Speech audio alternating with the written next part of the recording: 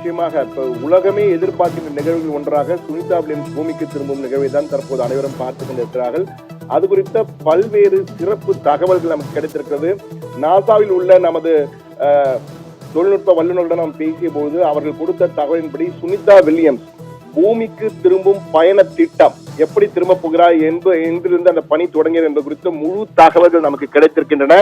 அதன்படி செவ்வாய்க்கிழமை, அதாவது நாளை காலை செவ்வாய்க்கிழமை காலை 8:15 மணிக்கு அந்த விண்கலத்தின் நுழைவு வாயில் மூடப்படும். அதாவது டிராகன் விண்கலம் தான் இவரை மீண்டும் பூமிக்கு அழைத்து வர இருக்கிறது. அதிலே சுனிதா வில்லியம்ஸ், புட்ச் வில்மோர் மற்றும் 2 குழுவினர் டிராகன் விண்கலத்துக்குள் சென்ற பிறகு சரியாக காலை 8:15 மணிக்கு விண்கலத்தின் நுழைவு வாயில், அதாவது ஆஷ் க்ளோசிங் என்று அழைக்கிறார்கள், அந்த நுழைவு வாயில் மூடப்படும். அதன் பின் செவ்வாய்க்கிழமை காலை 10:15 மணிக்கு விண்கலத்தை பிரிக்கும் நிகழ்வின் நேரலை நாசாவில் தொடக்கம். அதாவது விண்கலம் அந்த சர்வதேச விண்வெளி மையத்திலிருந்து விண்கலத்தை பிரிக்கின்ற அன்டாக்கிங் என்று கூறுவார்கள். டாக்கிங் என்றால் சேர்ப்பது, அன்டாக்கிங் என்றால் பிரிப்பது. அந்த சர்வதேச விண்வெளி மையத்திலிருந்து இதை பிரிக்கும் பணியை தொடங்குவது சரியாக காலை 10:15 மணிக்கு அந்த விண்கலத்தை பிரிக்கும் நிகழ்வு தொடங்கும். இந்த நேரலை நாசா அமைப்பின் மூலமாக நேரலையாக உலகம் முழுவதுமே ஒளிபரப்பப்படுகிறது. அதன் பின் செவ்வாய்க்கிழமை இரவு, அதாவது 10:35 மணிக்கு அன்டாக்கிங், அதாவது சரியாக 10:35 மணிக்கு அன்டாக்கிங் பணி முடிவடையும் பொழுதுதான் அதன் பின் நாசாவில நேரலை ஒளிபரப்பு முடிந்து ஆடியோ மட்டும், அதாவது சத்தம் மட்டும்தான் அந்த எப்படி வருகிற சத்தம், ஒளிபரப்பு தான் தொடங்கும். ஒளிபரப்பு முடிந்துவிடும். எனவே 10:35 மணிக்கு அந்த அன்டாக்கிங் பணி முடிவடையும். அந்த அன்டாக்கிங் பணி செவ்வாய் இரவு 10:35 மணிக்கு. நீங்கள் செவ்வாய் காலை 10:15 மணிக்கு தொடங்கிய பணி இரவு 10:35 மணி வரைக்கும் அந்த பணி தொடர்ந்து நடைபெறும். அதற்கு புதன்கிழமை, அதாவது செவ்வாய் இரவு 19 முடிந்து செவ்வாய் இரவு சரியாக 10:50 மணி அன்டாக்கிங் முடிந்த பிறகு பூமியை நோக்கிய பயணம் சரியாக இரவு 10:50 மணி அளவிலே தொடங்குகிறது. அப்போதுதான் பூமியை நோக்கி அந்த டிராகன் விண்கலம் பூமியை நோக்கி திரும்ப ஆரம்பிக்கிறது. புதன்கிழமை அதிகாலை, அதாவது செவ்வாய் இரவு 10:50 மணிக்கு தொடங்கும் பூமியை நோக்கிய பயணம் புதன்கிழமை அதிகாலை 2:15 மணிக்கு நேரலை காட்சிகள் மீண்டும் நாசாவிலே. அதற்கு வெறும் சத்தம் தான், ஒளிபரப்பு தான் வரும். ஆடியோ சிக்னல்ஸ் மட்டும் நமக்கு கிடைக்கும். அதன் பிறகு ஆடியோ வீடியோ சிக்னல் இரண்டுமே சேர்ந்து கிடைக்கும். நேரலை காட்சிகள் மீண்டும் நாசாவிலே புதன்கிழமை அதிகாலை 2:15 மணியிலிருந்து ஒளிபரப்பை தொடங்கும்.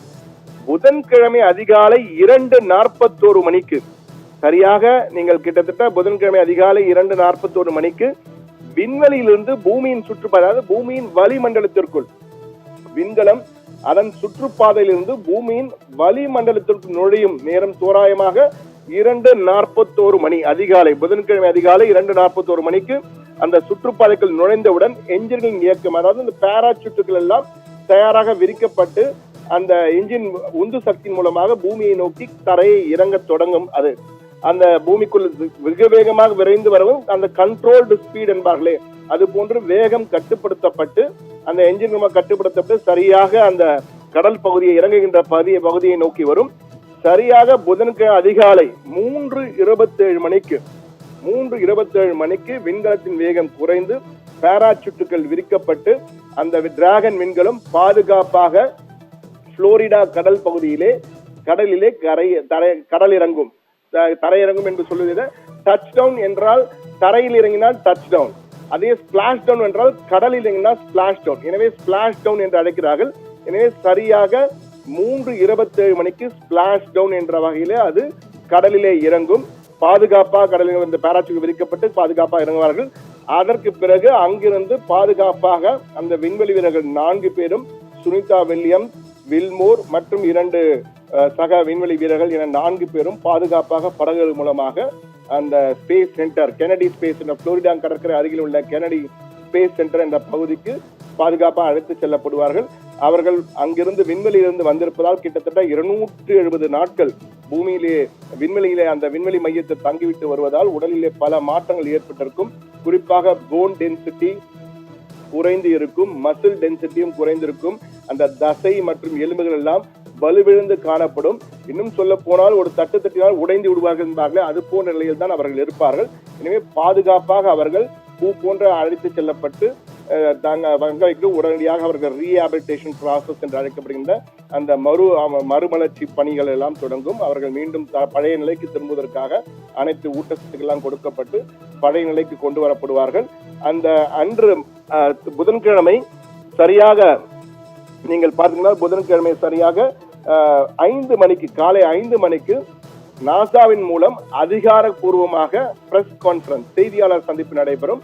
அந்த செய்தியாளர் சந்திப்பிலே இந்த பூமிக்கு திரும்பிய பயணம், அவர்கள் அங்கு தங்கியிருந்த அனைத்துமே பேசப்படும். அதில் சுனிதா வில்லியம்ஸோ மற்றவர்களோ கலந்து கொள்வதற்கான வாய்ப்பு மிக மிக குறைவு.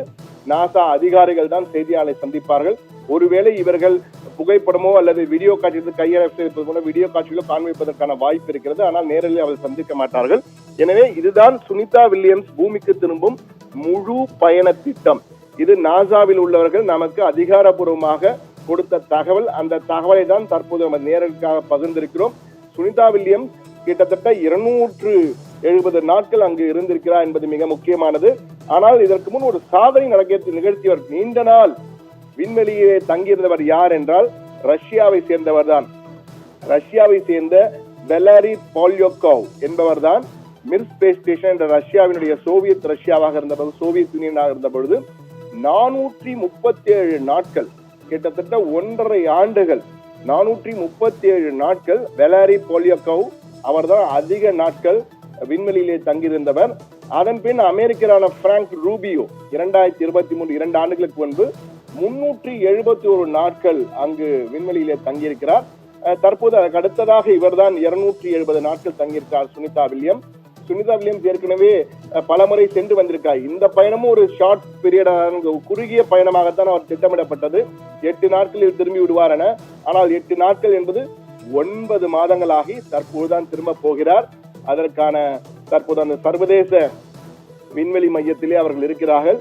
நாளை காலை தான் அந்த விண்கலத்திலிருந்து டிராகன் விண்கலத்தில் சென்று ஆட்ச் மூடப்பட்டு அதன் பிறகு ஒவ்வொரு கட்டமாக அவர்கள் பூமிக்கு திரும்புவார்கள். புளோரிடா கடற்கரை அருகே கடலிலே இறங்குவார்கள். அந்த பாராசூட்டுகள் விரிக்கப்பட்டு மெதுவாக அந்த விண்கலம், டிராகன் விண்கலம் கடலில் இறங்கும். அங்கிருந்து அவர் கொண்டு செல்லப்பட இருக்கிறார். இது அதிகாரப்பூர்வமாக நாசாவால் தெரிவிக்கப்பட்டு அந்த நேரம் அனைத்துமே நாசாவில் மூலமாக அதிகாரப்பூர்வ தெரிவிக்கப்பட்ட கொடுத்திருக்கிறோம். ஆனால் இது ஒரு முக்கியமானது. இவை அனைத்துமே தற்போதைய நிலையை வைத்து வானிலையை கணித்து அவர்கள் திட்டமிட்டது. ஆனால் ஒருவேளை நாளை வானிலையில் ஏதேனும் மாற்றம் ஏற்பட்டால் அந்த பயண திட்டத்திலும் சில மாற்றங்கள் ஏற்பட வாய்ப்பு இருக்கிறது. எனவே இவை அனைத்துமே தோராயமாக கொடுக்கப்பட்ட நேரங்கள். வானிலைக்கு ஏற்ப திட்டங்கள் மாறலாம். ஆனால் தற்போதைய நிலையில் இதே வானிலை தொடர்ந்தால் இது திட்டமிட்டபடி இந்த நேரத்தின்படி அனைத்துமே சரியாக நடக்கும் என்பதுதான் நாசாவில் உள்ள விஞ்ஞானிகள் தெரிவித்த தகவல். அதை தான் தற்போது நம்ம நேயர்களுக்காக, சத்தியம் தொலைக்காட்சி நேயர்களுக்காக இதை பகிர்ந்திருக்கிறோம். ராஜேஸ்வரி, விவரங்களுக்கு நன்றி. சண்முக சுந்தரம்.